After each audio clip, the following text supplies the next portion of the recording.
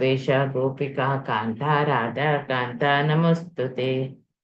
ತಪ್ತ ಕಾಂಚನ ಗೌರಾಂಗಿ ರಾಧೆ ವೃಂದಾವನೇಶ್ವರಿ ವೃಷಭಾನುಸುತೆ ದೇವಿ ಪ್ರಣಮಾಮಿ ಹರಿ ಪ್ರಿಯೆ. वाञ्छाकल्पतरुभ्यश्च कृपा सिन्धुभ्य एव च पतितानां पावनेभ्यो वैष्णवेभ्यो नमो नमः। जय श्रीकृष्ण चैतन्य नमः ओं विष्णुपादाय कृष्णप्रेष्ठाय भूतले श्रीमते भक्तिवेदान्त स्वामिन् यति नामिने। नमस्ते सरस्वती देवी गौरवाणी प्रचारिणी निर्विशेष शून्यवादी पाश्चात्य देशतारिणी। जय श्री कृष्ण चैतन्य प्रभु नित्यानंद श्री अद्वैत गदाधर श्रीवासादि गौर भक्त वृंद। हरे कृष्णा कृष्णा कृष्णा हरे हरे, हरे राम राम राम हरे हरे। हरे कृष्णा।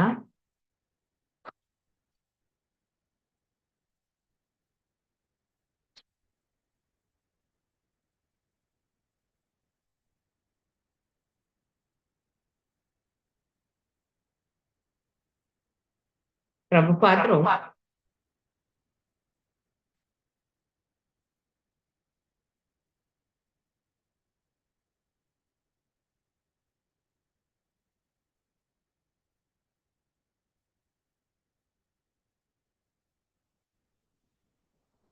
ಸುರಭಿಯವರಿಗೆ ಪತ್ರ ಬರೀತಿದ್ರು. ಅವರು ಯಾವಾಗ್ಲೂ ಸುರಭಿಯವರು ಪತ್ರ ಬರೀತಾ ಇದ್ರು. ಆಗ ಅಲ್ಲಿಗೆ ಈ ಪತ್ರ ವ್ಯವಹಾರ ಅವರದು ಮಾತ್ರ ನಡೀತಿತ್ತು. ಅಲ್ಲಿ ಹೇಳ್ತಿದ್ರು, ನೀನು ಎಚ್ಚರ ವಹಿಸು, ಭೂಮಿಯನ್ನು ಕೊಳ್ಳುವ ವಿಚಾರದಲ್ಲಿ ಯಾವ ಅಪಮಾರ್ಗ ಆಗ್ಬಾರದು.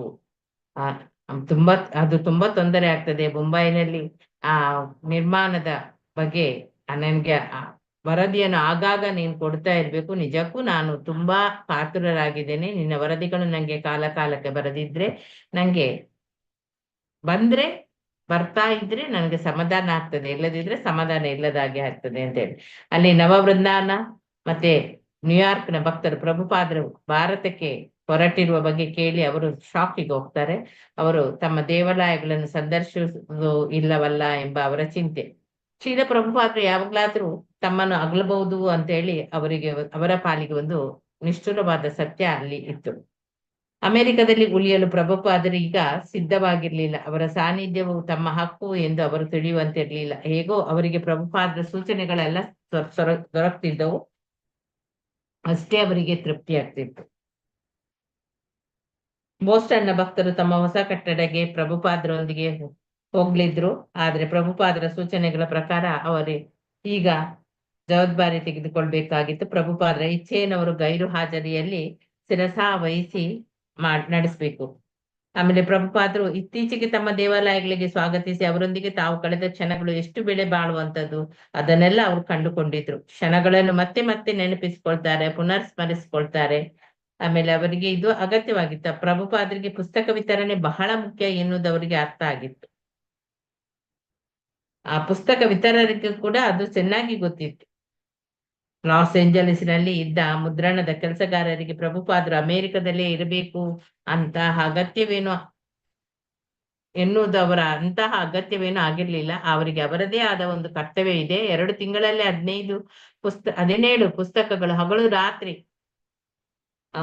ಅವರು ದುಡಿತಾ ಇದ್ರು. ಅಮೆರಿಕ ಮತ್ತು ಕೆನಡಾದಲ್ಲಿ ಪ್ರಭುಪಾದರ ಪ್ರವಾಸ ಸನ್ಯಾಸಿಯೊಬ್ಬನ ಲೋಕ ಸಂಚಾರದಲ್ಲಿ ಆ ರೀತಿಯಲ್ಲಿ ಇತ್ತು. ತಮ್ಮ ಪ್ರವಾಸದಿಂದ ಅವರು GBCಯ ಜನರಿಗೆ ಸುಮ್ಮನೆ ಆ ಡೆಸ್ಕಿನ ಹಿಂದೆ ಕುಳಿತು ಕೆಲಸ ಮಾಡಿದ್ರೆ ಸಾಲದು, ಅದನ್ನು ಅವರು ಪ್ರವಾಸ ಮಾಡ್ಬೇಕು ಮತ್ತೆ ಪ್ರವಾಸ ನೀಡ್ಬೇಕು. ಪ್ರವಾಸ ಎಂದ್ರೆ ಪ್ರಭುಪಾದರ ಪ್ರಕಾರ ಅದು ಗುರಿ ಇಲ್ಲದ ಅಲೆದಾಟ ಅಂತೇಳಿ ಅಲ್ಲ, ಅದು ಸುಖ ಪಡುವ ಸಾಧನವೂ ಅಲ್ಲ. ಪ್ರವಾಸ ಮಾಡುವಾಗ ಬೋಧಕನು ಆ ಕೃಷ್ಣ ಪ್ರಜ್ಞಾ ಸಮಾಜಕ್ಕಾಗಿ ಬೆಳೆಯುಳ್ಳ ಕೆಲಸವನ್ನು ಮಾಡ್ಬೇಕು.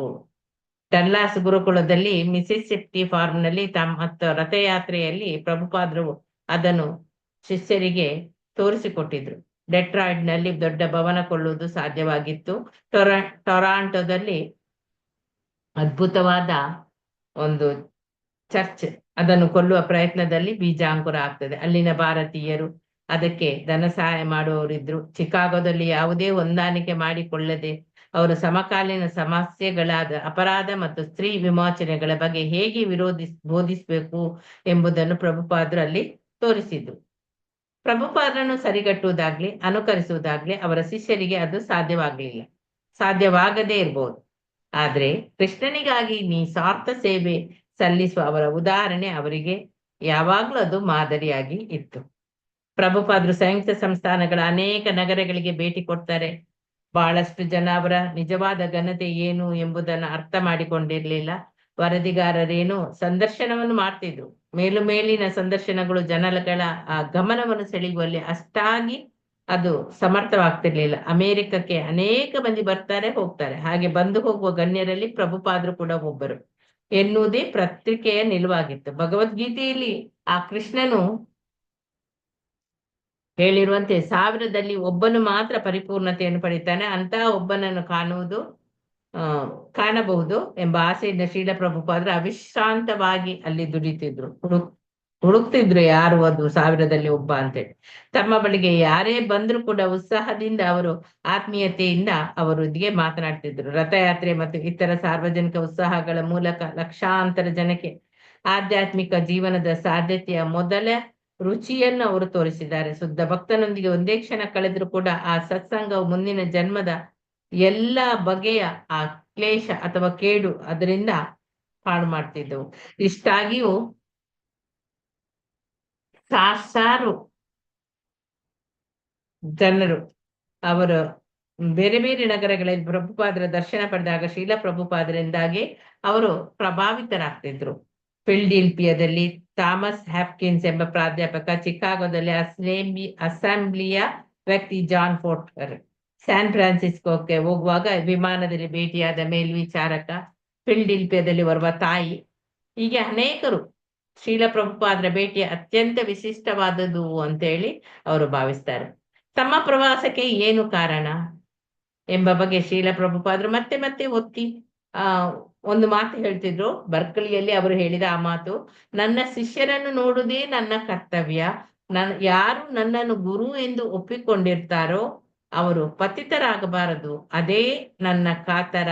ಡಲ್ಲಸ್ನಲ್ಲಿ ಅವರ ಆತ್ಮೀಯತೆಯಿಂದ ಹೇಳಿದ ಈ ಮಾತು. ನನಗೆ ಬೇಕಾದಷ್ಟು ಜನ ಮಕ್ಕಳಿದ್ದಾರೆ, ಮೊಮ್ಮಕ್ಕಳಿದ್ದಾರೆ, ಅವರನ್ನು ನೋಡೋದಕ್ಕಾಗಿ ನಾನು ಬಂದಿದ್ದೇನೆ ಎಂದರೆ ಶಿಷ್ಯರಿಗೆ ಅವರು ಆಧ್ಯಾತ್ಮಿಕ ಪಿತಾ ಮತ್ತು ಪ್ರತಿಯೊಂದು ಇಸ್ಕಾನ್ ಕೇಂದ್ರವು ಅವರ ಮನೆಯಾಗಿರುತ್ತದೆ. ಅಮೆರಿಕದ ಪಶ್ಚಿಮ ಭಾಗದಲ್ಲಿ ಪ್ರವಾಸ ಮಾಡುವಾಗ ಪ್ರಭುಪಾದರಿಗೆ ಸಮಾಧಾನ ಆಗ್ತದೆ. ಅವರ ಚಳವಳಿ ಅಲ್ಲಿ ಪ್ರಬಲವಾಗಿ ಬೆಳೆಯುತ್ತಿತ್ತು, ವಿರೋಧ ಅಲ್ಲಿ ಹೆಚ್ಚಾಗ್ತಿತ್ತು. ಆ ವಿರೋಧವು ಇಸ್ಕಾನ್ನ ಅಧಿಕೃತೆಯ ಗುರುತು ಎಂಬುದಾಗಿ ಪ್ರಭುಪಾದರು ಅದನ್ನು ಭಾವಿಸಿದ್ರು. ಆಮೇಲೆ ತಮ್ಮ ಮೂಲ ಯೋಜನೆಯಿಂದ ಸ್ವಲ್ಪವೂ ಅವರು ವಿಚಲಿತರಾಗ್ಲಿಲ್ಲ. ಈ ಪ್ರವಾಸದ ಉದ್ದಕ್ಕೂ ಆ ಬಗ್ಗೆ ಅವರು ಪ್ರಯತ್ನವನ್ನು ನಡೆಸಿದ್ರು. ಅಮೆರಿಕ ಕೃಷ್ಣ ಪ್ರಜ್ಞೆ ರಾಷ್ಟ್ರವಾಗುವ ಸಾಧ್ಯತೆ ಅಲ್ಲಿ ಇತ್ತು.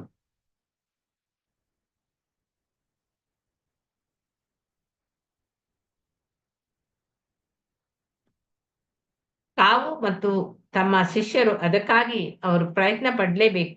ಒಂದು ವೇಳೆ ಸಾಧ್ಯವಾದ್ರೆ ಇಡೀ ಜಗತ್ತನ್ನು ಈ ಆಧ್ಯಾತ್ಮಿಕ ಪ್ರಭಾವದಿಂದ ಉದ್ಧರಿಸಬಹುದಾಗಿತ್ತು.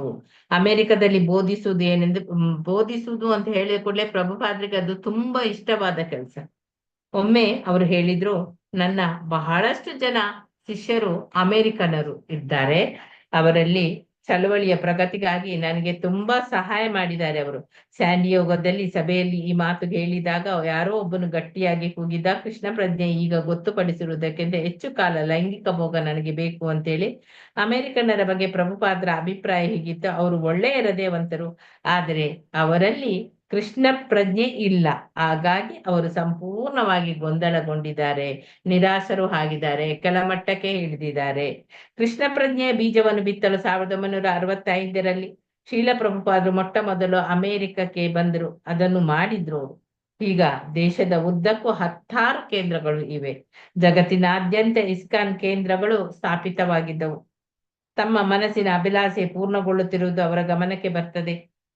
ಆದರೆ ಅಮೆರಿಕದಲ್ಲಿ ಮತ್ತು ಜಗತ್ತಿನಲ್ಲಿ ಕೃಷ್ಣ ಪ್ರಜ್ಞೆಯು ಒಂದು ಪ್ರಭಾವಿ ಶಕ್ತಿಯಾಗಿ ರೂಪುಗೊಳ್ಳುವ ತನಕ ತಾನು ಬದುಕಿರುವುದಿಲ್ಲ ಎಂಬ ಅರಿವು ಕೂಡ ಅವರಿಗೆ ಇತ್ತು. ಅವರು ಹೇಳ್ತಿದ್ರು, ಇದು ಒಬ್ಬರು ಮಾಡುವ ಕೆಲಸ ಅಲ್ಲ. ಅದಕ್ಕಾಗಿ ಅವರು ಅಮೆರಿಕನ್ನರನ್ನು, ಭಾರತೀಯರನ್ನು ಅಷ್ಟೇಕೆ ಜಗತ್ತಿನ ಎಲ್ಲಾ ಜನಗಳನ್ನು ಕೂಡ ಚೈತನ್ಯ ಮಹಾಪ್ರಭುಗಳ ದಯೆಯನ್ನು ವಿತರಿಸಲು ಪಾಲು ತೆಗೆದುಕೊಳ್ಬೇಕು ಅಂತ ಹೇಳಿ ಕೇಳ್ತಿದ್ರು. ಆದರೆ ಅವರೊಂದಿಗೆ ಸಹಕರಿಸಲು ಮುಂದೆ ಬಂದವರು ಕೆಲವರು ಮಾತ್ರ. ಅಂತವರೊಂದಿಗೆ ಅವರು ಕೆಲಸ ಮಾಡಿದ್ರು. ಆದುದರಿಂದಲೇ ಪ್ರವಾಸ ಮಾಡುತ್ತಾ ತಮ್ಮ ಸಂಸ್ಥೆಯನ್ನು ಪ್ರಬಲಗೊಳಿಸಲು ಅವರು ಪ್ರಯತ್ನಿಸ್ತಿದ್ರು. ಅಷ್ಟನ್ನು ಅವರು ಮಾಡಬಲ್ಲವರಾಗಿದ್ರು. ವಾಸ್ತವವಾಗಿ ಅವರು ಬೇರೆಯವರಿಗೋಸ್ಕರ ಬದುಕುತ್ತಿದ್ರು. ಇನ್ನು ಬಹಳ ಕಾಲ ಬದುಕುತ್ತೇನೆ ಎಂಬ ವಿಶ್ವಾಸ ಅವರಿಗೆ ಇರಲಿಲ್ಲ.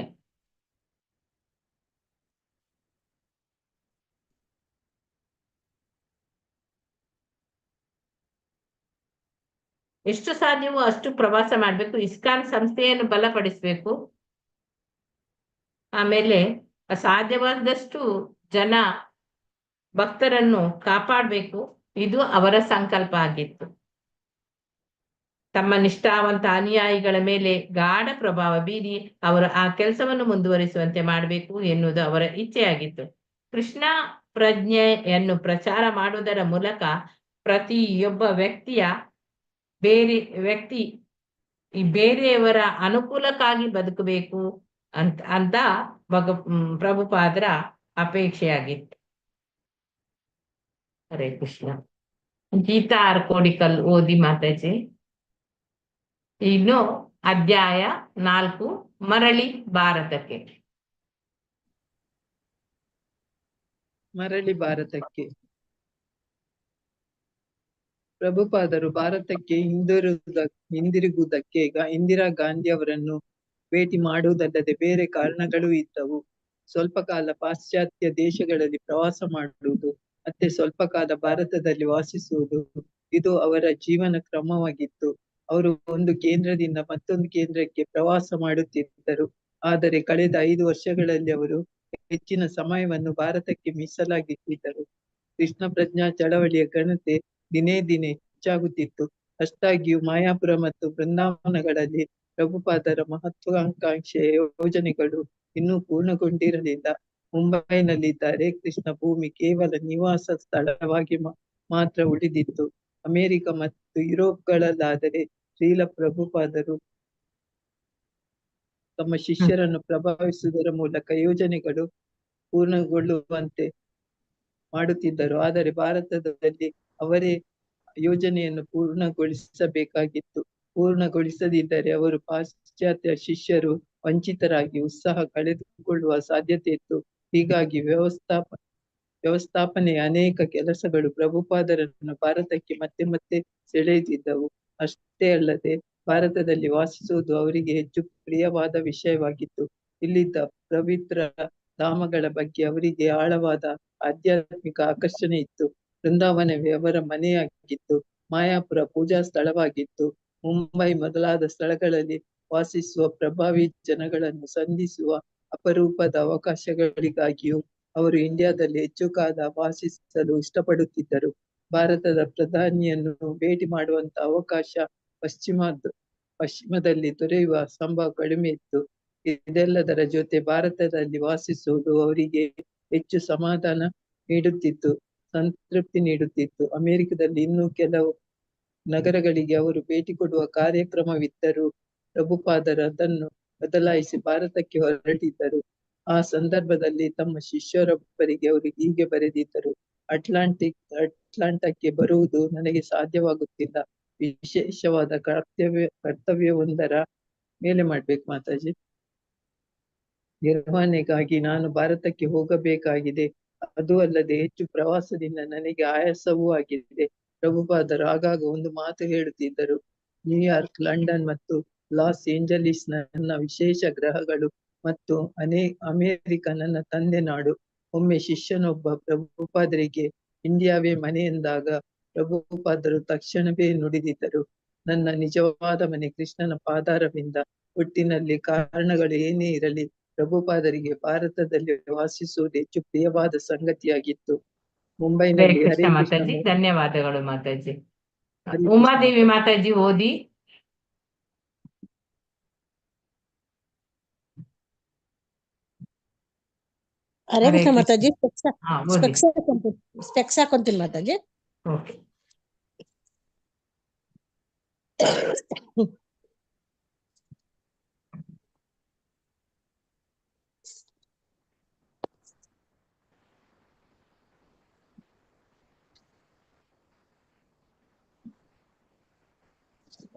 ಹರೇ ಕೃಷ್ಣ ಮಾತಾಜಿ.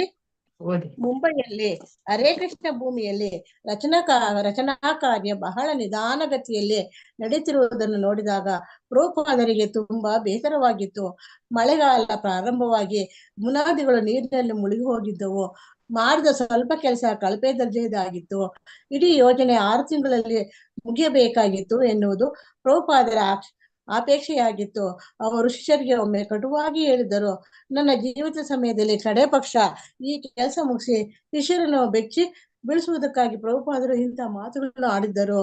ಸುರಭಿ ಮತ್ತು ಮೂರ್ತಿ ಪ್ರಭುಪಾದರಿಗೆ ದೇವಾಲಯದ ನಕಾಶೆಗಳನ್ನು ತೋರಿಸಿದರು. ಹೈದರಾಬಾದ್ ಬಳಿಯ ನೆಲ್ಲೂರಿನಲ್ಲಿರುವ ಒಬ್ಬ ವ್ಯಕ್ತಿ ಭೂಮಿಯನ್ನು ದಾನ ಮಾಡುವ ಬಗ್ಗೆ ಆಸಕ್ತಿ ತೋರಿಸಿದ್ದ. ದೇವಾಲಯದ ಸಮುಚ್ಚಯದ ನಕಾಶೆಗಳನ್ನು ಶಿಷ್ಯರು ಸಿದ್ಧಪಡಿಸಿದ್ದರು. ಸಮುಚ್ಚಯದಲ್ಲಿ ಗ್ರಂಥಾಲಯವು ವಸತಿ ಗೃಹಗಳು ಕೂಡ ಇದ್ದವು. ನಕಾಶೆಯಲ್ಲಿ ನೋಡಿ ಪ್ರಭುಪಾದರು ಒಪ್ಪಿಗೆಯನ್ನು ಸೂಚಿಸಿದರು.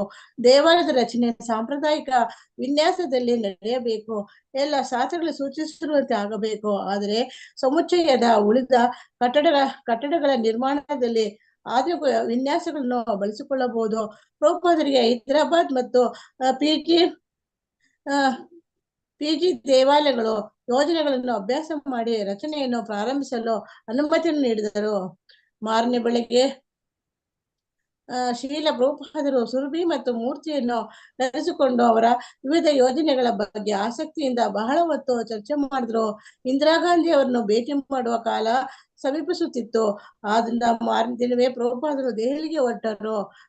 ನ್ಯೂ ಡೆಲ್ಲಿ, ಆಗಸ್ಟ್ 22, 1975 ಮುಂಜಾನೆ 9:15 ಸಮಯ ಶ್ರೀಲ ಪ್ರಭುಪಾದರು ತಮ್ಮ ಅನೇಕ ಮುಖ್ಯ ಶಿಷ್ಯರೊಂದಿಗೆ ಪ್ರಧಾನಮಂತ್ರಿಗಳ ನಿವಾಸದ ಬಳಿಗೆ ಬಂದರು.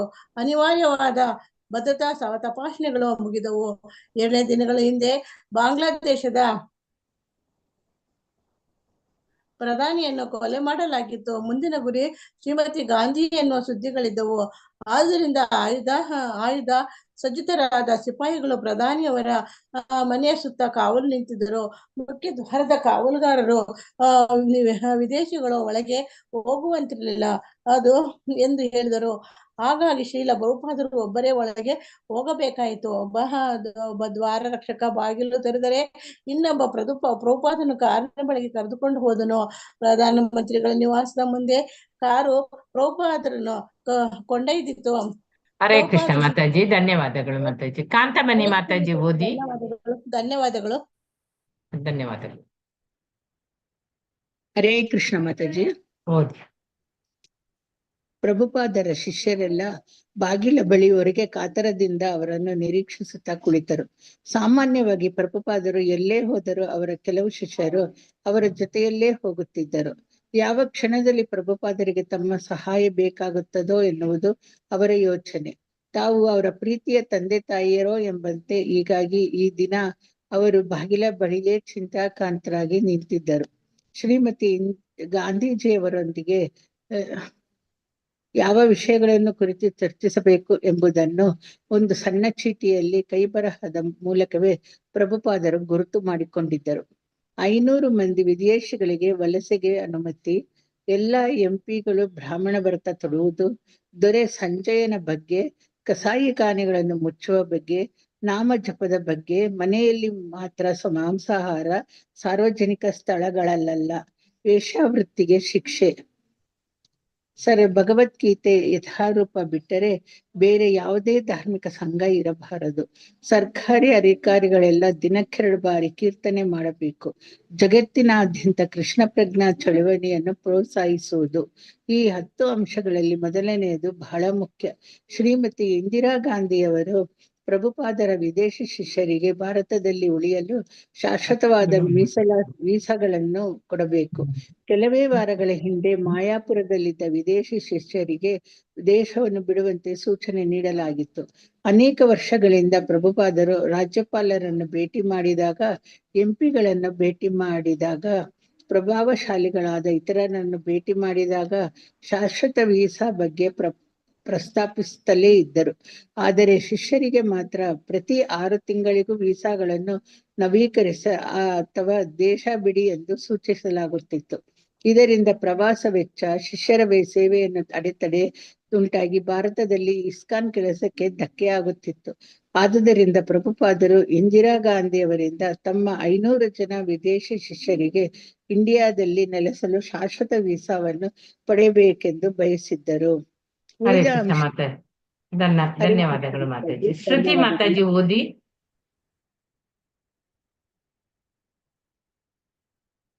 ಹರೇ ಕೃಷ್ಣ ಮಾತಾಜಿ. ಓದಿ. ಉಳಿದ ಅಂಶಗಳು ಪ್ರಧಾನಮಂತ್ರಿಗಳಿಗೆ ಪ್ರಭುಪಾದರು ನೀಡ ಬಯಸಿದ್ದ ಶಾಸ್ತ್ರ ಸಮ್ಮತ ನಿರ್ದೇಶನಗಳು. ಕೃಷ್ಣ ಪ್ರಜ್ಞೆಯನ್ನು ಆಕೆ ತನ್ನ ನಾಯಕತ್ವಕ್ಕೆ ಆವಾಹಿಸಿಕೊಂಡು ವೈದಿಕ ಯುಗದ ರಾಜ ಋಷಿಗಳ ಮಾರ್ಗದಲ್ಲಿ ಹೇಗೆ ನಡೆಯಬಹುದು ಎಂಬುದನ್ನು ಸೂಚಿಸುವಂತಹ ಅಂಶಗಳು. ಪ್ರಭುಪಾದರು ಎಲ್ಲೇ ಹೋಗಲಿ ಈ ಬಗೆಯ ದೈವ ಪ್ರಜ್ಞಾ ನಾಯಕತ್ವದ ಅಗತ್ಯವನ್ನು ಅವರು ಬೋಧಿಸುತ್ತಿದ್ದರು. ಜಗತ್ತಿನ ನಾಯಕರುಗಳು ಈ ಮಾರ್ಗದಲ್ಲಿ ನಡೆದರೆ ಪ್ರಪಂಚದಲ್ಲಿ ಶಾಂತಿ ಸಮೃದ್ಧಿಗಳ ಹೊಸ ಯುಗ ಪ್ರಾರಂಭವಾಗುವುದು ಎಂಬುದು ಪ್ರಭುಪಾದರ ಗಾಢವಾದ ನಂಬಿಕೆಯಾಗಿತ್ತು. ಇಂದಿರಾ ಗಾಂಧಿಯವರಲ್ಲಿ ಸರ್ವಾಧಿಕಾರತ್ವದ ಒಲವುಗಳಿದ್ದವು. ಆದುದರಿಂದ ವೈದಿಕ ನಿರ್ದೇಶನದಲ್ಲಿ ಆಕೆ ತನ್ನ ಅಧಿಕಾರವನ್ನು ಚಲಾಯಿಸುವ ಅಗತ್ಯವಿತ್ತು. ಆಗ ಆಕೆ ಆಡಳಿತ ಹೆಚ್ಚು ಪರಿಣಾಮಕಾರಿಯೂ ಲಾಭಪ್ರದವೂ ಆಗಬಹುದಿತ್ತು. ಓರ್ವ ಸರ್ಕಾರಿ ಅಧಿಕಾರಿ ಶ್ರೀಲ ಪ್ರಭುಪಾದರ ಕಾರಿನ ಬಾಗಿಲನ್ನು ತೆರೆದು ಮನೆಯವರೆಗೂ ಗೌರವ ರಕ್ಷಣೆಯನ್ನು ಕೊಟ್ಟ. ಪ್ರಧಾನಿಗಳ ಬಳಿಗೆ ಅವರನ್ನು ಕರೆದುಕೊಂಡು ಹೋದ. ಪ್ರಭುಪಾದರು ಕೋಣೆಯನ್ನು ಪ್ರವೇಶಿಸಿದಾಗ ಶ್ರೀಮತಿ ಗಾಂಧಿಯವರು ಎದ್ದು ನಿಂತರು. ಪ್ರೀತಿಯಿಂದ ಸ್ವಾಗತಿಸಿ ಆಸನದಲ್ಲಿ ಕುಳಿತುಕೊಳ್ಳಲು ಹೇಳಿದರು. ಆಕೆಯನ್ನು ಜೀವ ಭಯ ಕಾಡುತ್ತಿದೆ ಎಂಬುದನ್ನು ಪ್ರಭುಪಾದರು ತಕ್ಷಣ ತಿಳಿದುಕೊಂಡರು. ಅದನ್ನು ಇಂದಿರಾ ಗಾಂಧಿಯವರೂ ಒಪ್ಪಿಕೊಂಡರು. ಇದು ನಿಮ್ಮ ಭೇಟಿಗೆ ಸೂಕ್ತವಾದ ಸಮಯವಲ್ಲ ಎಂದು ಆಕೆ ಹೇಳಿದರು. ತಮ್ಮನ್ನೀಗ ಭೇಟಿ ಮಾಡುವುದು ಅವರಿಗೆ ಇಷ್ಟವಿಲ್ಲ. ಆದರೆ ಮಾತು ಕೊಟ್ಟಿದ್ದರಿಂದ ಭೇಟಿಗೆ ಅವಕಾಶ ಕೊಟ್ಟಿದ್ದಾರೆ ಎಂಬುದನ್ನು ಪ್ರಭುಪಾದರು ಗ್ರಹಿಸಿದರು. ಅವರು ತಮ್ಮನ್ನು ನೋಡಲು ಒಪ್ಪಿದ್ದೇ ಆಕೆಗೆ ಅಧ್ಯಾತ್ಮ ಜೀವನದ ಬಗ್ಗೆ ಆಕರ್ಷಣೆ ಇರುವ ಸೂಚನೆಯಾಗಿತ್ತು. ಪ್ರಭುಪಾದರು ಈ ಭೇಟಿಯಲ್ಲಿ ತಾವು ಯೋಜಿಸಿದ್ದ ಬೋಧನೆಗಳನ್ನು ಆಕೆಗೆ ನೀಡುವುದು ಸರಿಯಲ್ಲವೆಂದು ಯೋಚಿಸಿದರು. ಜಗತ್ತಿನಾದ್ಯಂತ ಶ್ರೀಲ ಪ್ರಭುಪಾದರು ಮಾಡುತ್ತಿರುವ ಕೆಲಸಕ್ಕಾಗಿ ಶ್ರೀಮತಿ ಗಾಂಧಿ ಅವರನ್ನು ಅಭಿನಂದಿಸಿದರು. ನನ್ನ ಶಿಷ್ಯರು ಒಳ್ಳೆಯ ಹುಡುಗರು, ಅವರಿಗೆ ಶಾಶ್ವತ ವೀಸಾಗಳನ್ನು ದೊರಕಿಸಿಕೊಟ್ಟರೆ ಅನುಕೂಲವಾಗುವುದು ಎಂದು ಪ್ರಭುಪಾದರು ನುಡಿದರು. ಆಕೆ ಅದಕ್ಕೆ ಒಪ್ಪಿದರು. ಮತ್ತೆ ತಮ್ಮ ಉದ್ವಿಗ್ನತೆಯನ್ನು ಕುರಿತು ಅವರು ಪ್ರಸ್ತಾವ ಮಾಡಿದರು. ಬೇಗ ಮಾತುಕತೆ ಮುಗಿದೇ ಹೋಯಿತು.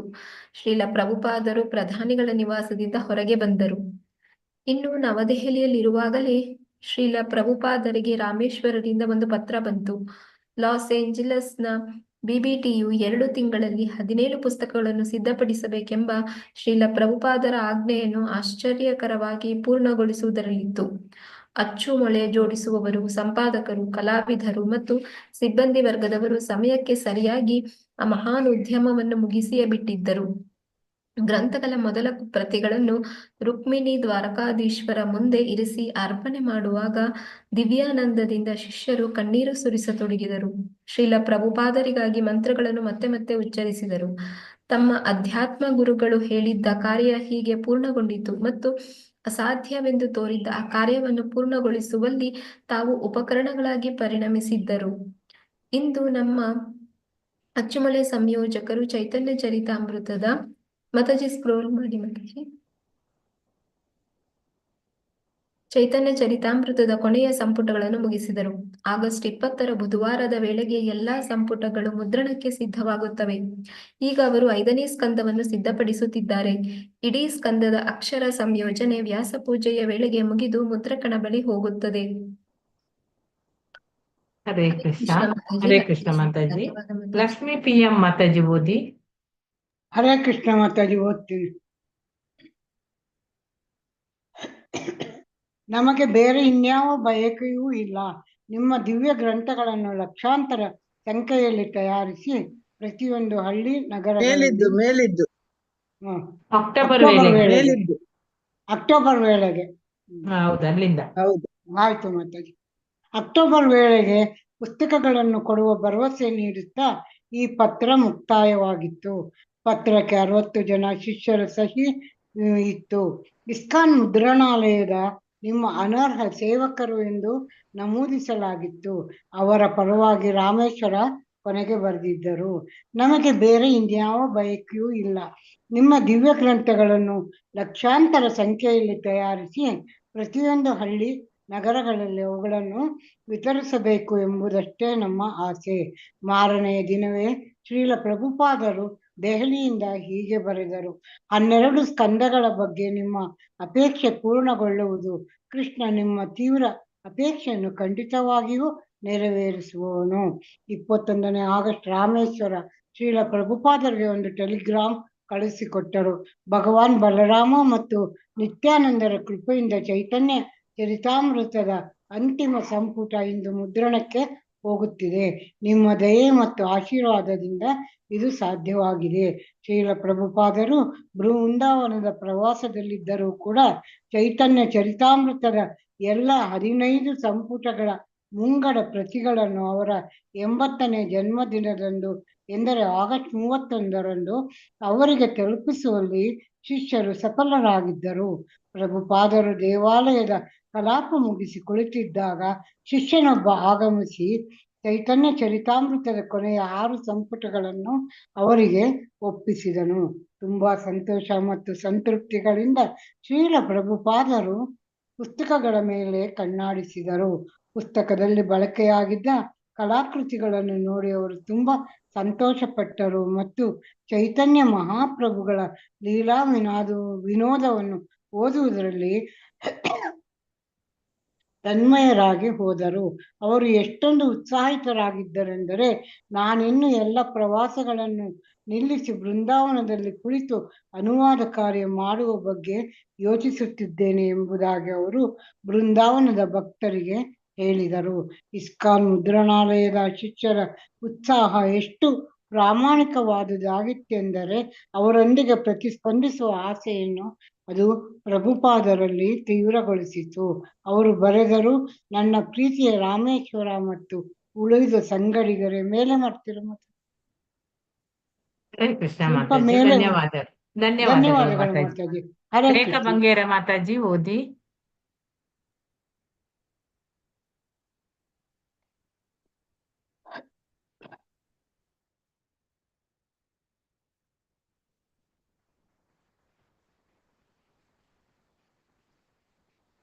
ಹರೇ ಕೃಷ್ಣ. ಕೇಳುದಿಲ್ಲ?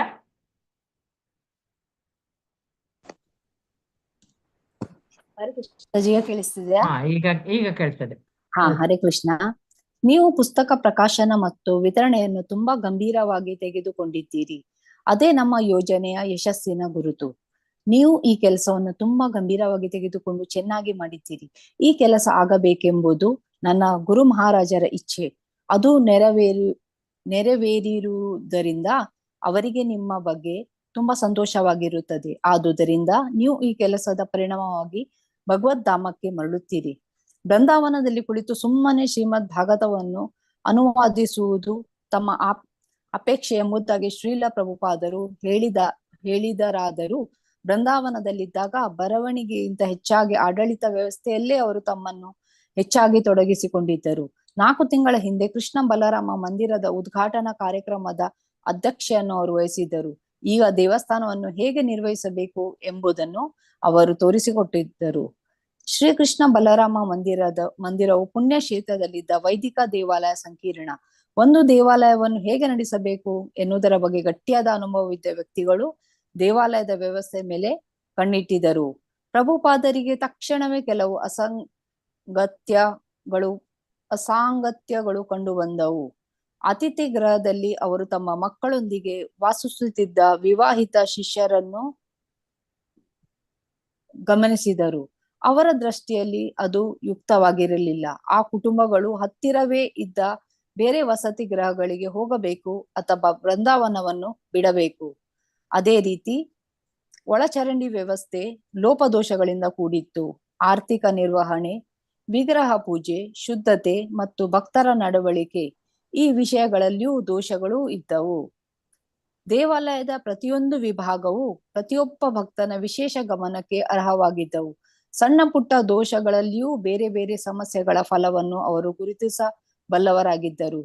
ಅವನ್ನು ಕುರಿತು ಪ್ರಭುಪಾದರು ತಕ್ಷಣವೇ ಬೆರಳಿಟ್ಟು ತೋರಿಸುತ್ತಿದ್ದರು. ಅವರ ಮಾತುಗಳನ್ನು ಶಿಷ್ಯರು ತುಂಬಾ ಗಂಭೀರವಾಗಿ ಕೃಷ್ಣನಿಂದ ನೇರವಾಗಿ ಬಂದ ಮಾತು ಎಂದು ತೆಗೆದುಕೊಳ್ಳುತ್ತಿದ್ದುದರಿಂದ ಅವರ ಚಿಮ್ಮರಿ ಧ್ವಂಸ ಮಾಡುವಂತಹುದಾಗಿತ್ತು.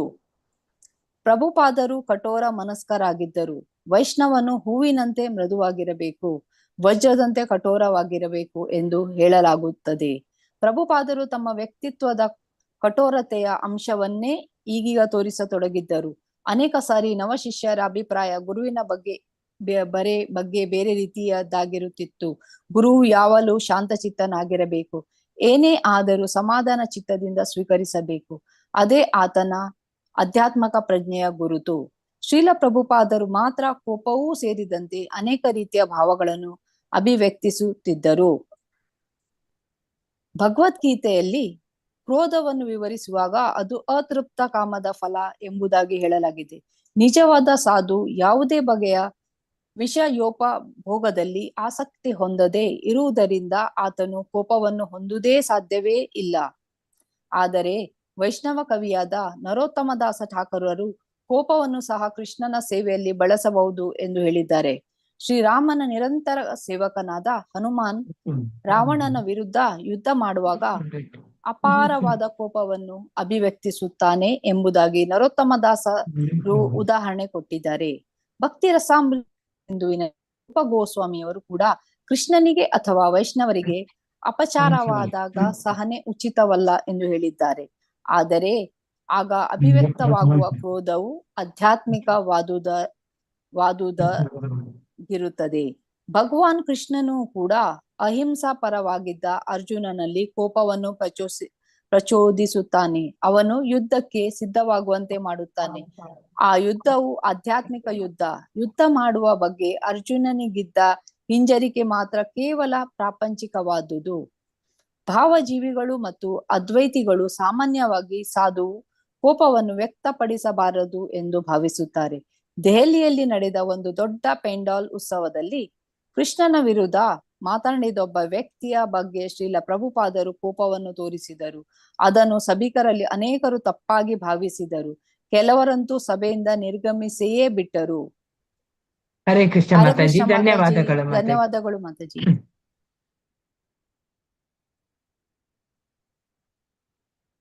ಮರಳಿ ಭಾರತಕ್ಕೆ.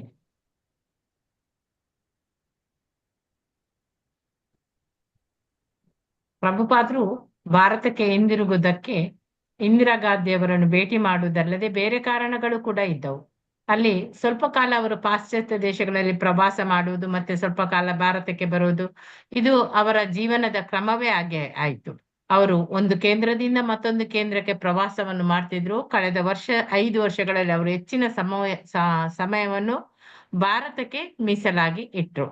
ಅಲ್ಲಿ ಕೃಷ್ಣ ಪ್ರಜ್ಞಾ ಚಳವಳಿಯ ಘನತೆ ದಿನ ದಿನ ಹೆಚ್ಚಾಗ್ತಿತ್ತು.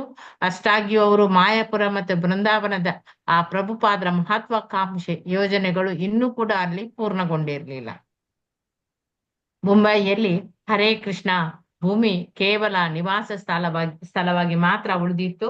ಅಮೆರಿಕ ಮತ್ತು ಯುರೋಪ್ಗಳಲ್ಲಾದರೆ ಶ್ರೀಲ ಪ್ರಭುಪಾದರು ತಮ್ಮ ಶಿಷ್ಯರನ್ನು ಪ್ರಭಾವಿಸುವುದರ ಮೂಲಕ ಯೋಜನೆಗಳು ಅಲ್ಲಿ ಪೂರ್ಣವಾಗುವಂತೆ ಮಾಡ್ತಿದ್ರು.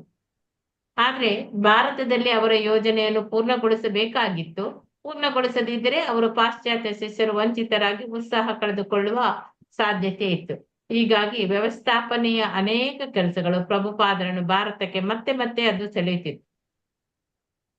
ಅಷ್ಟೇ ಅಲ್ಲದೆ ಭಾರತದಲ್ಲಿ ವಾಸಿಸುವುದು ಕೂಡ ಅವರಿಗೆ ಹೆಚ್ಚು ಪ್ರಿಯವಾದ ವಿಷಯ. ಇಲ್ಲಿ ಪವಿತ್ರ ಧಾಮಗಳ ಬಗ್ಗೆ ಅವರಿಗೆ ಆಳವಾದ ಆಧ್ಯಾತ್ಮಿಕ ಆಕರ್ಷಣೆ ಕೂಡ ಇತ್ತು.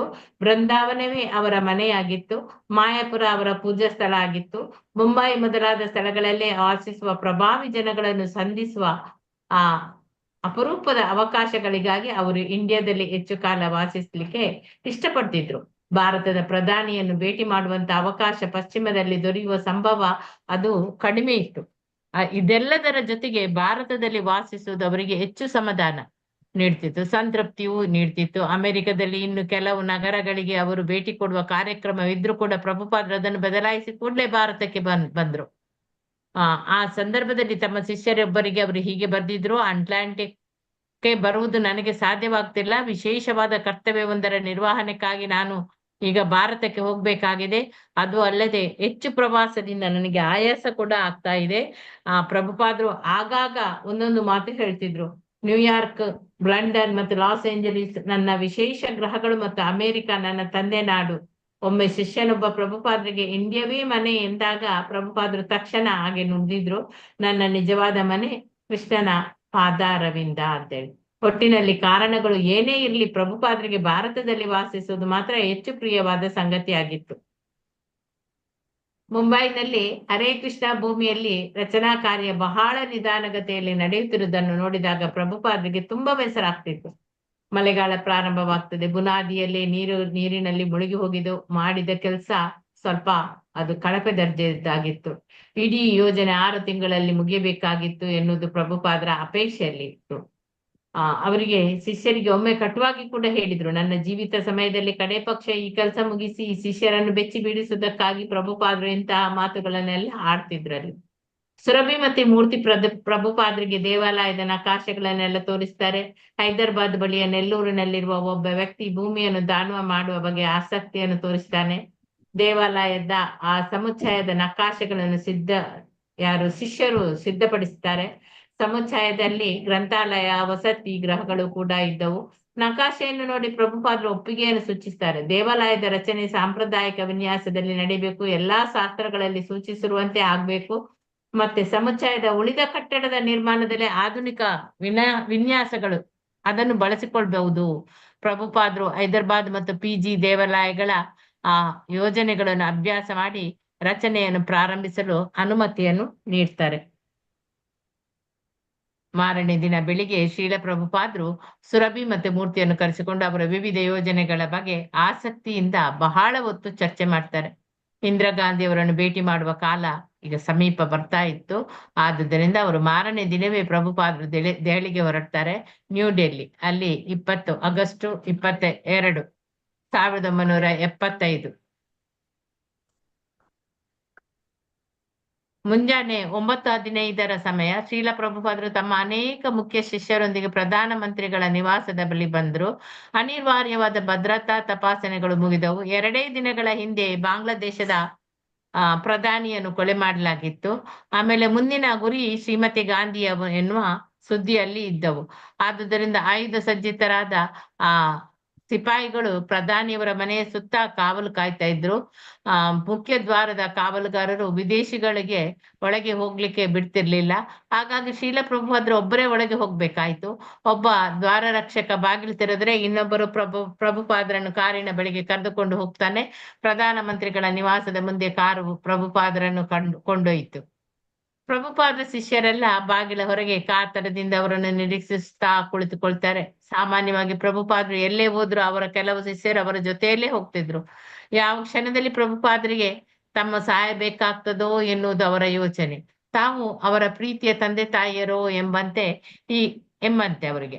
ಹೀಗಾಗಿ ಆ ದಿನ ಅವರು ಬಾಗಿಲ ಬಳಿಯೇ ಚಿಂತಾಕ್ರಾಂತರಾಗಿ ನಿಂತಿದ್ರು. ಶ್ರೀಮತಿ ಗಾಂಧಿಯವರೊಂದಿಗೆ ಯಾವ ವಿಷಯಗಳನ್ನು ಕುರಿತು ಚರ್ಚಿಸಬೇಕು ಅಂತ ಒಂದು ಸಣ್ಣ ಚೀಟಿಯಲ್ಲಿ ಕೈ ಬರಹದ ಮೂಲಕ ಪ್ರಭುಪಾದರು ಗುರುತು ಮಾಡಿಕೊಂಡಿದ್ರು.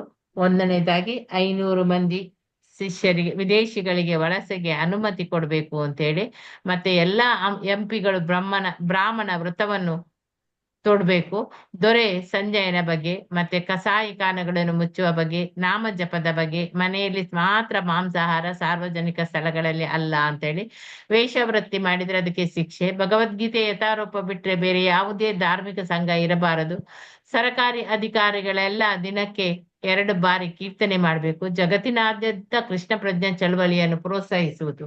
ಇದು 10 ಅವರ ಬೇಡಿಕೆ ಬರ್ದಿದ್ರು ಅವರು ಚೀಟಿಯಲ್ಲಿ. ಈ 10 ಅಂಶಗಳಲ್ಲಿ ಮೊದಲನೆಯದು ಬಹಳ ಮುಖ್ಯ. ಯಾವ್ದದು ಮೊದಲನೆಯದು? ಯಾವುದು? ನೋಡಿ ಅಲ್ಲಿ ಬಂತು ಸ್ಕ್ರೀನ್ ಅಲ್ಲಿ. ದೇಶಗಳಿಗೆ ವಲಸೆ 500 ಮಂದಿ ವಿದೇಶಿಯರು ಅನುಮತಿ ವಲಸೆಗೆ ಕೊಡೋದು. ಅನುಮತಿ, ಅದು ಬಹಳ ಮುಖ್ಯ ಅಂತ ಹೇಳ್ತಾರೆ. ಶ್ರೀಮತಿ ಇಂದಿರಾ ಗಾಂಧಿ ಅವರು ಪ್ರಭುಪಾದರ ವಿದೇಶಿ ಶಿಷ್ಯರಿಗೆ ಭಾರತದಲ್ಲಿ ಉಳಿಯಲು ಶಾಶ್ವತವಾದ ವೀಸಾಗಳನ್ನು ಕೊಡಬೇಕು. ಕೆಲವೇ ವಾರಗಳ ಹಿಂದೆ ಮಾಯಾಪುರದಲ್ಲಿದ್ದ ವಿದೇಶಿ ಶಿಷ್ಯರಿಗೆ ದೇಶವನ್ನು ಬಿಡುವಂತೆ ಸೂಚನೆ ನೀಡಲಾಗಿತ್ತು. ಅನೇಕ ವರ್ಷಗಳಿಂದ ಪ್ರಭುಪಾದರು ರಾಜ್ಯಪಾಲರನ್ನು ಭೇಟಿ ಮಾಡಿದಾಗ, ಎಂಪಿಗಳನ್ನೆಲ್ಲ ಭೇಟಿ ಮಾಡಿದಾಗ, ಪ್ರಭಾವಶಾಲಿಗಳಾದ ಇತರರನ್ನು ಭೇಟಿ ಮಾಡಿದಾಗ ಶಾಶ್ವತವಾದ ವೀಸಾ ಬಗ್ಗೆ ಪ್ರಸ್ತಾಪಿಸಲೇ ಇದ್ರು ಅವರು. ಆದ್ರೆ ಶಿಷ್ಯರಿಗೆ ಮಾತ್ರ ಪ್ರತಿ 6 ತಿಂಗಳಿಗೂ ವೀಸಾಗಳನ್ನು ನವೀಕರಿಸಿ ಅಥವಾ ದೇಶ ಬಿಡಿ ಅಂತ ಸೂಚಿಸಲಾಗ್ತಿತ್ತು. ಇದರಿಂದ ಪ್ರವಾಸ ವೆಚ್ಚ, ಶಿಷ್ಯರ ಸೇವೆಯಲ್ಲಿ ಅಡೆತಡೆ ಉಂಟಾಗಿ ಭಾರತದಲ್ಲಿ ಇಸ್ಕಾನ್ ಕೆಲಸಕ್ಕೆ ಧಕ್ಕೆ ಆಗ್ತಿತ್ತು. ಆದುದರಿಂದ ಪ್ರಭುಪಾದರು ಇಂದಿರಾ ಗಾಂಧಿ ಅವರಿಂದ ತಮ್ಮ 500 ಜನ ವಿದೇಶಿ ಶಿಷ್ಯರಿಗೆ ಇಂಡಿಯಾದಲ್ಲಿ ನೆಲೆಸಲು ಶಾಶ್ವತವಾದ ವೀಸಾವನ್ನು ಪಡೆಯಬೇಕು ಎಂದು ಬಯಸಿದ್ರು. ಉಳಿದ ಅಂಶಗಳು ಪ್ರಧಾನಮಂತ್ರಿಗಳಿಗೆ ಪ್ರಭುಪಾದರು ನೀಡಬಯಸಿದ ಶಾಸ್ತ್ರ ಸಮ್ಮತ ನಿರ್ದೇಶನಗಳು. ಕೃಷ್ಣ ಪ್ರಜ್ಞೆಯನ್ನು ಆಕೆ ತನ್ನ ನಾಯಕತ್ವಕ್ಕೆ ಆವಾಹಿಸಿಕೊಂಡು ವೈದಿಕ ಯುಗದ ರಾಜಋಷಿಗಳ ಮಾರ್ಗದಲ್ಲಿ ಹೇಗೆ ನಡೆಯಬಹುದು ಎಂಬುದನ್ನು ಸೂಚಿಸುವಂತಹ ಅಂಶಗಳಲ್ಲಿ ಪ್ರಭುಪಾದರು ಎಲ್ಲೇ ಹೋಗ್ಲಿ ಈ ಬಗೆಯ ದೈವ ಪ್ರಜ್ಞಾ ನಾಯಕತ್ವ ಅಗತ್ಯವನ್ನು ಅವರು ಬೋಧಿಸ್ತಿದ್ರು. ಜಗತ್ತಿನ ನಾಯಕರುಗಳು ಈ ಮಾರ್ಗದಲ್ಲಿ ನಡೆದರೆ ಪ್ರಪಂಚದಲ್ಲಿ ಶಾಂತಿ ಸಮೃದ್ಧಿಗಳ ಹೊಸ ಯುಗ ಪ್ರಾರಂಭವಾಗುವುದು ಎಂಬುದು ಪ್ರಭುಪಾದರ ಗಾಢವಾದ ನಂಬಿಕೆ. ಇಂದಿರಾ ಗಾಂಧಿಯವರಲ್ಲಿ ಸರ್ವಾಧಿಕಾರ ತತ್ವದ ಒಲವುಗಳು ಇದ್ದವು. ಆದುದರಿಂದ ವೈದಿಕ ನಿರ್ದೇಶನದಲ್ಲಿ ಆಕೆ ತನ್ನ ಅಧಿಕಾರವನ್ನು ಚಲಾಯಿಸುವ ಅಗತ್ಯ ಇತ್ತು. ಆಗ ಆಕೆ ಆಡಳಿತ ಹೆಚ್ಚು ಪರಿಣಾಮಕಾರಿ ಲಾಭಪ್ರದವೂ ಆಗಬಹುದು ಅಂತ ಇತ್ತು. ಓರ್ವ ಸರಕಾರಿ ಅಧಿಕಾರಿ ಶೀಲ ಪ್ರಭುಪಾದರ ಕಾರಿನ ಬಾಗಿಲನ್ನು ತೆರೆದು ಮನೆಯವರಿಗೂ ಗೌರವ ರಕ್ಷಣೆಯನ್ನು ಕೊಟ್ಟ. ಪ್ರಧಾನಿಗಳ ಬಳಿಗೆ ಅವರನ್ನು ಕರೆದುಕೊಂಡು ಹೋದ. ಪ್ರಭುಪಾದರು ಕೋಣೆಯನ್ನು ಪ್ರವೇಶಿಸಿದಾಗ ಶ್ರೀಮತಿ ಗಾಂಧಿಯವರು ಎದ್ದು ನಿಲ್ತಾರೆ. ಪ್ರೀತಿಯಿಂದ ಅವರನ್ನು ಸ್ವಾಗತಿಸ್ತಾರೆ. ಆಸನದಲ್ಲಿ ಕುಳಿತುಕೊಳ್ಳಲು ಹೇಳ್ತಾರೆ. ಆಕೆಯನ್ನು ಜೀವ ಭಯ ಕಾಡ್ತಿದೆ ಎಂಬುದು ಪ್ರಭುಪಾದರು ತಕ್ಷಣ ತಿಳಿದುಕೊಳ್ತಾರೆ. ಅದನ್ನು ಇಂದಿರಾ ಗಾಂಧಿಯವರು ಕೂಡ ಒಪ್ಪಿಕೊಳ್ತಾರೆ. ಇದು ನಿಮ್ಮ ಭೇಟಿಗೆ ಸೂಕ್ತವಾದ ಸಮಯವಲ್ಲ ಅಂತ ಹೇಳ್ತಾರೆ. ತಮ್ಮನ್ನೀಗ ಭೇಟಿ ಮಾಡುವುದು ಅವರಿಗೆ ಇಷ್ಟವಿಲ್ಲ, ಆದ್ರೆ ಮಾತು ಕೊಟ್ಟಿದ್ರಿಂದ ಭೇಟಿಗೆ ಅವಕಾಶ ಕೊಟ್ಟಿದ್ದೇನೆ ಅಂತ ಹೇಳಿ ಪ್ರಭುಪಾದರು ಈಗ ಅದನ್ನು ಗ್ರಹಿಸಿಬಿಟ್ರು. ಅವರು ತಮ್ಮನ್ನು ನೋಡಲು ಒಪ್ಪಿದೇ ಆಕೆಗೆ ಆಧ್ಯಾತ್ಮ ಜೀವನದ ಬಗ್ಗೆ ಆಕರ್ಷಣೆ ಇರುವ ಅದು ಸೂಚನೆ ಅಂತ ಹೇಳಿ ಆಗಿತ್ತು. ಪ್ರಭುಪಾದರು ಈ ಭೇಟಿಯಲ್ಲಿ ತಾವು ಯೋಜಿಸಿದ ಬೋಧನೆಗಳನ್ನು ಆಕೆಗೆ ನೀಡುವುದು ಸರಿಯಲ್ಲ ಅಂತೇಳಿ ಯೋಚಿಸ್ತಾರೆ. ಜಗತ್ತಿನಾದ್ಯಂತ ಶ್ರೀಲ ಪ್ರಭುಪಾದರು ಮಾಡುತ್ತಿರುವ ಕೆಲಸಕ್ಕಾಗಿ ಶ್ರೀಮತಿ ಗಾಂಧಿ ಅವರನ್ನು ಅಭಿನಂದಿಸ್ತಾರೆ.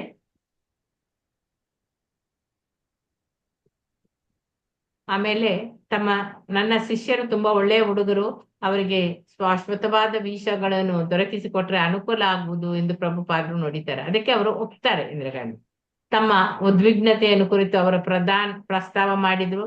ಬೇಗ ಮಾತುಕತೆ ಮುಗ್ದೇ ಹೋಯ್ತು. ಶ್ರೀಲ ಪ್ರಭುಪಾದರು ಪ್ರಧಾನಿಗಳ ನಿವಾಸದಿಂದ ಹೊರಗೆ ಬರ್ತಾರೆ.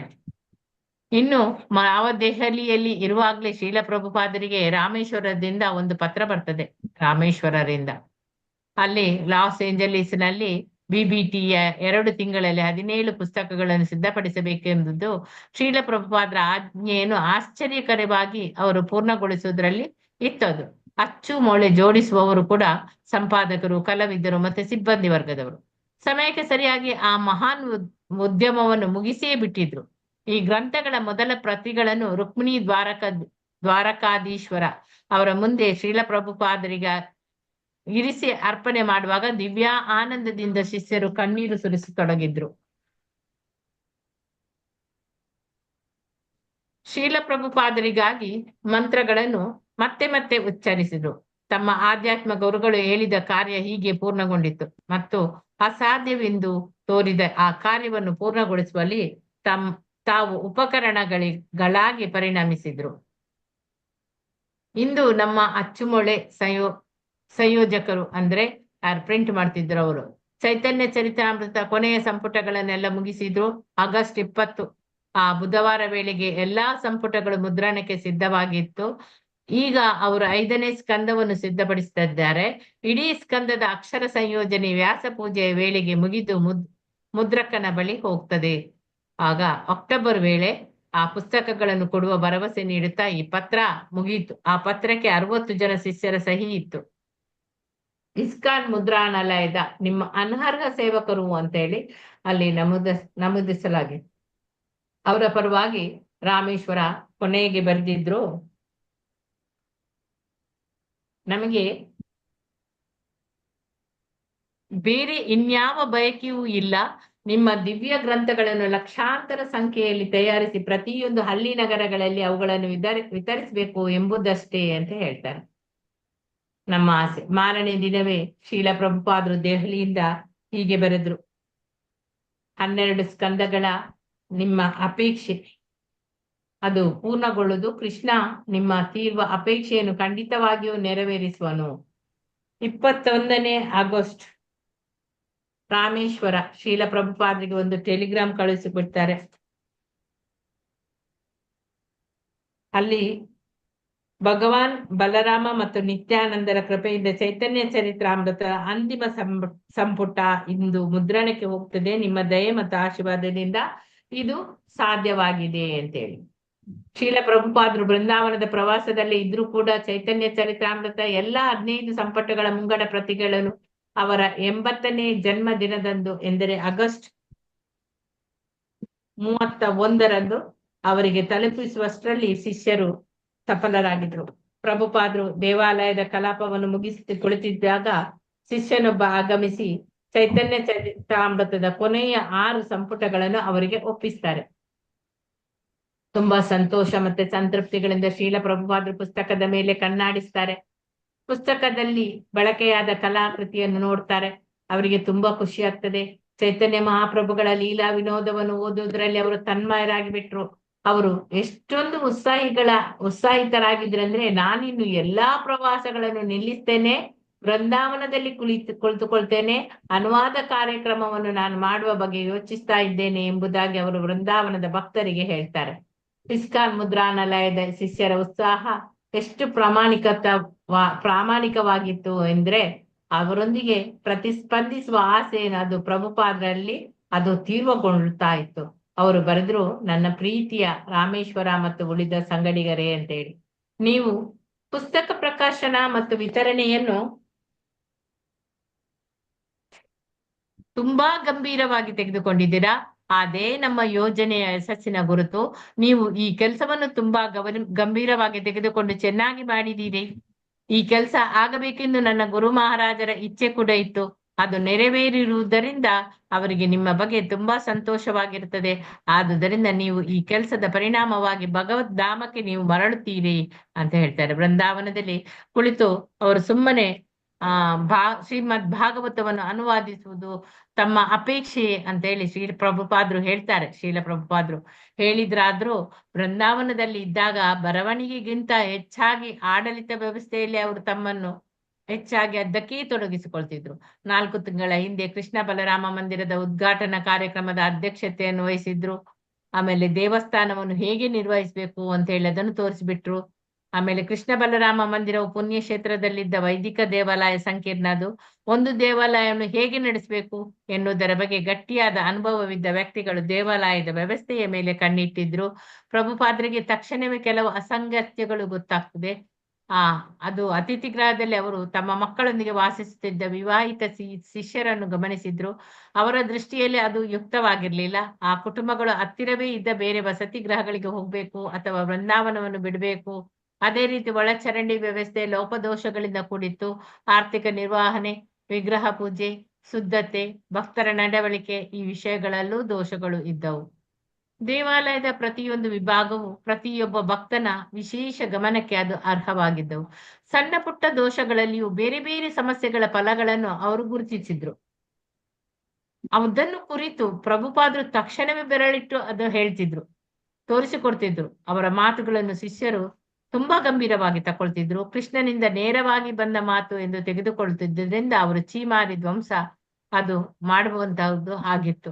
ಪ್ರಭುಪಾದರು ಕಠೋರ ಮನಸ್ಕರಾಗಿದ್ರು. ವೈಷ್ಣವನು ಹೂವಿನಂತೆ ಮೃದುವಾಗಿರ್ಬೇಕು, ವಜ್ರದಂತೆ ಕಠೋರವಾಗಿರ್ಬೇಕು ಅಂತ ಹೇಳಲಾಗ್ತದೆ. ಪ್ರಭುಪಾದರು ತಮ್ಮ ವ್ಯಕ್ತಿತ್ವದ ಕಠೋರತೆಯ ಅಂಶವನ್ನು ಈಗೀಗ ಅವರು ತೋರಿಸ್ತೊಡಗ್ತಾರೆ. ಅನೇಕ ಸಾರಿ ನವ ಶಿಷ್ಯರ ಅಭಿಪ್ರಾಯ ಗುರುವಿನ ಬಗ್ಗೆ ಬೇರೆ ರೀತಿಯದ್ದಾಗಿದ್ದಿರುತ್ತಿತ್ತು. ಗುರು ಯಾವಾಗಲೂ ಶಾಂತ ಚಿತ್ತನಾಗಿರ್ಬೇಕು, ಏನೇ ಆದರೂ ಸಮಾಧಾನ ಚಿತ್ತದಿಂದ ಅದನ್ನು ಸ್ವೀಕರಿಸಬೇಕು. ಅದೇ ಆತನ ಆಧ್ಯಾತ್ಮ ಪ್ರಜ್ಞೆಯ ಗುರುತು. ಶ್ರೀಲ ಪ್ರಭುಪಾದರು ಮಾತ್ರ ಕೊಂಚವೂ ಕೋಪ ಕೋಪವು ಸೇರಿದಂತೆ ಅನೇಕ ರೀತಿಯ ಭಾವಗಳನ್ನು ಅವರು ಅಭಿವ್ಯಕ್ತಿಸುತ್ತಿದ್ರು. ಈ ಭಗವದ್ಗೀತೆಯಲ್ಲಿ ಅವರು ಕ್ರೋಧವನ್ನು ವಿವರಿಸುವಾಗ ಅದು ಅತೃಪ್ತ ಕಾಮದ ಫಲ ಎಂಬುದಾಗಿ ಹೇಳಲಾಗಿದೆ. ನಿಜವಾದ ಸಾಧು ಯಾವುದೇ ಬಗೆಯ ವಿಷಯೋಪಭೋಗದಲ್ಲಿ ಆಸಕ್ತಿ ಹೊಂದದೇ ಇರುವುದರಿಂದ ಆತನು ಕೋಪವನ್ನು ಹೊಂದುವುದೇ ಸಾಧ್ಯವಿಲ್ಲ.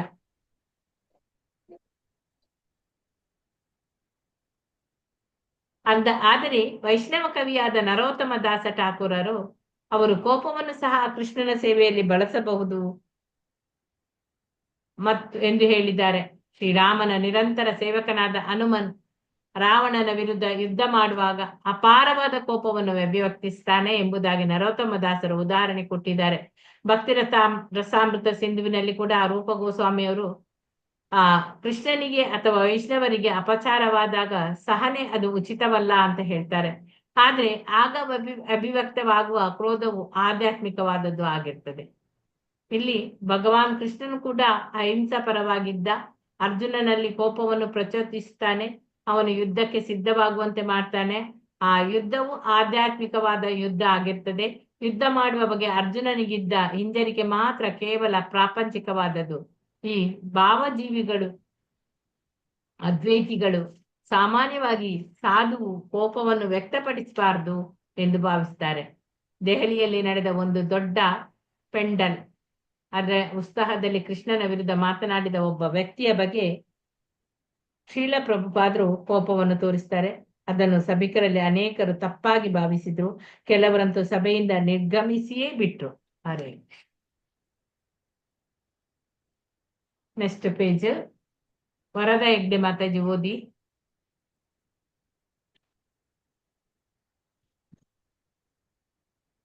ಹರೇ ಕೃಷ್ಣ. ಇಲ್ಲವ ಅವರು? ಹರೇ ಕೃಷ್ಣ ಮಾತಾಜಿ. ಓದಿ ಮಾತಾಜಿ. ಪ್ರಭುಪಾದರ ಶಿಷ್ಯರು ತಮ್ಮ ಗುರುಗಳ ಕೋಪವನ್ನು ಒಪ್ಪಿಕೊಳ್ಳುತ್ತಾರೆ.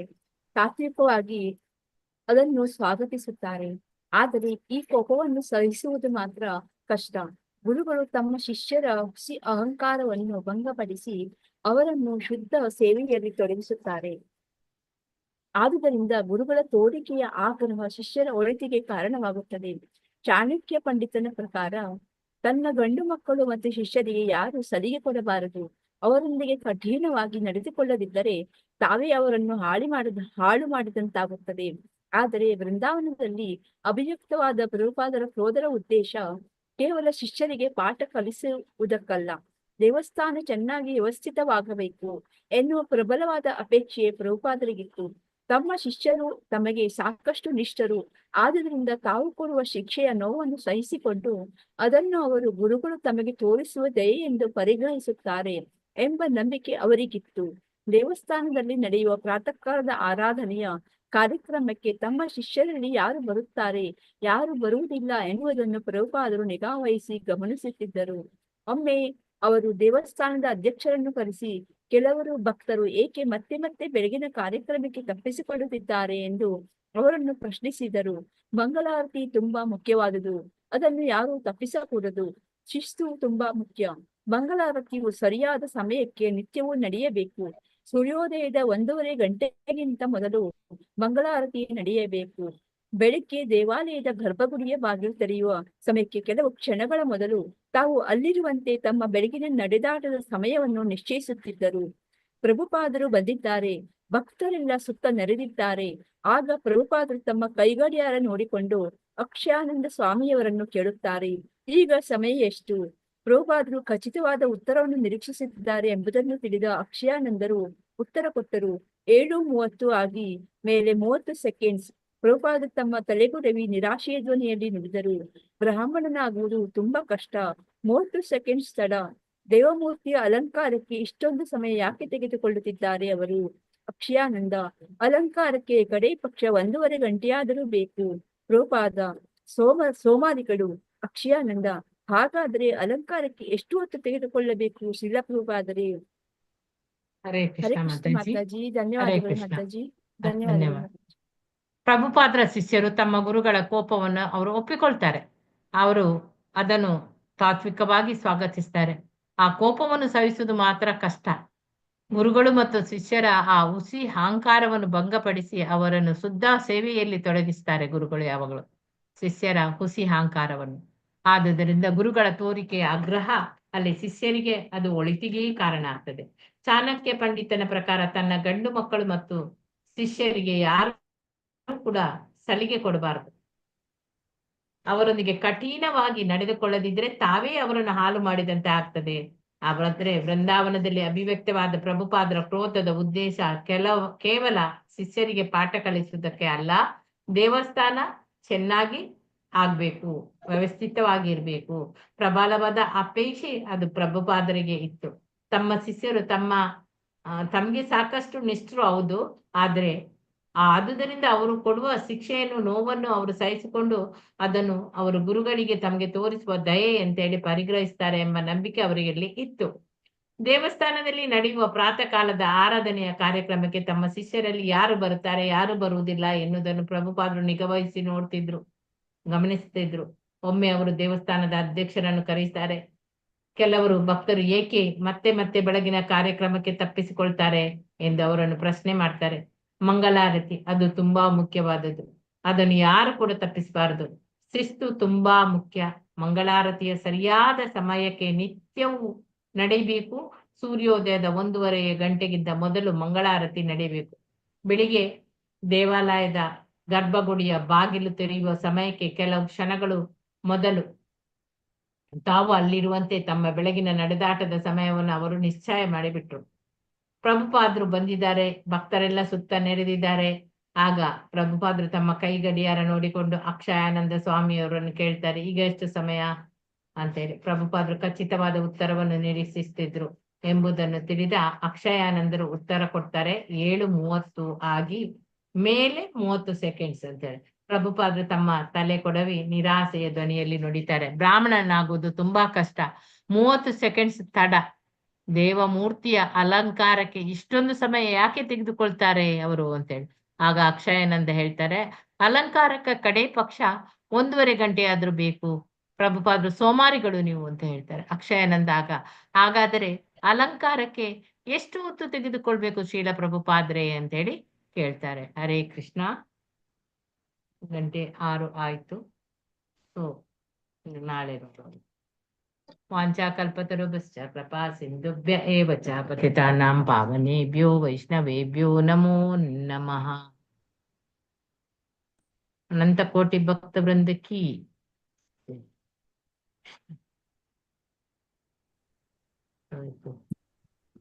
ಹರೇ ಕೃಷ್ಣ ಮಾತಾಜಿ. ಹರೇ ಕೃಷ್ಣ ಮಾತಾಜಿ, ಧನ್ಯವಾದಗಳು. ಧನ್ಯವಾದಗಳು ಮಾತಾಜಿ. ಧನ್ಯವಾದಗಳು. ಧನ್ಯವಾದಗಳು ಮಾತಾಜಿ. ಹರೇ ಕೃಷ್ಣ ಮಾತಾಜಿ, ಧನ್ಯವಾದಗಳು ಹರೇ ಮಾತಾಜಿ. ಕೃಷ್ಣ, ಹರೇ ಕೃಷ್ಣ.